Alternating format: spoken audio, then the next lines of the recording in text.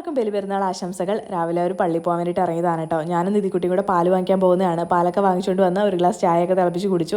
പിന്നെ ഇന്നിപ്പോൾ നമ്മൾ തേങ്ങ വറുത്തരച്ച് കറി വയ്ക്കുന്നതാണ് കേട്ടോ. കിഴങ്ങും അതുപോലെ തന്നെ മുട്ട പുഴുങ്ങിയതും ഇട്ടിട്ടുണ്ട്. പിന്നെ പത്തിരിയുടെ പരിപാടിയിലായിരുന്നു. അങ്ങനെ പത്തിരി എല്ലാം ഉണ്ടാക്കി. പിന്നെ നമ്മൾ എല്ലാവരും ഒന്ന് പോയിട്ട് ഫ്രഷായി അങ്ങനെ ചായയൊക്കെ കുടിച്ചു. പിന്നെ ഉച്ചക്കത്തേക്ക് നമ്മൾ ഇന്നത് പരിപ്പ് കറി വെച്ചിട്ടുണ്ട് കേട്ടോ. അതുപോലെ തന്നെ പയറ് തോരനുമാണ് വെക്കുന്നത്. പിന്നെ പപ്പടം കൂടെ പൊരിക്കാമെന്ന് ഓർത്തു. ഇറച്ചിയൊന്നും നമ്മൾ വാങ്ങിയിട്ടില്ല, എന്തായാലും പള്ളിയിൽ നിന്ന് കിട്ടുമല്ലോ, അപ്പോൾ പിന്നെ അത് മതിയല്ലോ എന്ന് വിചാരിച്ചു. അങ്ങനെ ഉച്ചക്കത്തെ ഊണൊക്കെ കഴിഞ്ഞ് ഇങ്ങനെ ഇരിക്കുന്നതാണ്. അപ്പോഴാണ് ഇക്ക വീഡിയോ കോൾ ചെയ്യുന്നത് കുട്ടികളെ കാണാൻ വേണ്ടിയിട്ട്.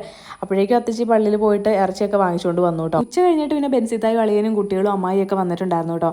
അപ്പോൾ നമ്മുടെ ജീപ്പ് പുറത്തേക്ക് ഇറക്കിയിട്ട് അതിൽ ഫവാസ് റിമോട്ട് കൺട്രോൾ ചെയ്തിട്ട് നിതിമോളെ അതിലിരുത്തി ഓടിപ്പിക്കുന്നതാണ് കേട്ടോ. ഇക്ക ഇല്ലാത്തതുകൊണ്ട് തന്നെ പെരുന്നാളാണെന്നുള്ളൊരു തോന്നൽ പോലും ഉണ്ടായിരുന്നില്ല, അങ്ങനെ ഒരു ഫീലേ കിട്ടിയിട്ടില്ല കേട്ടോ. അല്ലെങ്കിൽ നമുക്ക് പ്രിയപ്പെട്ടവൻ അടുത്തില്ലാതെ ഒരു ആഘോഷങ്ങളും പൂർത്തിയാവില്ലല്ലോ, അതൊരു കുറവ് തന്നെയാണ്.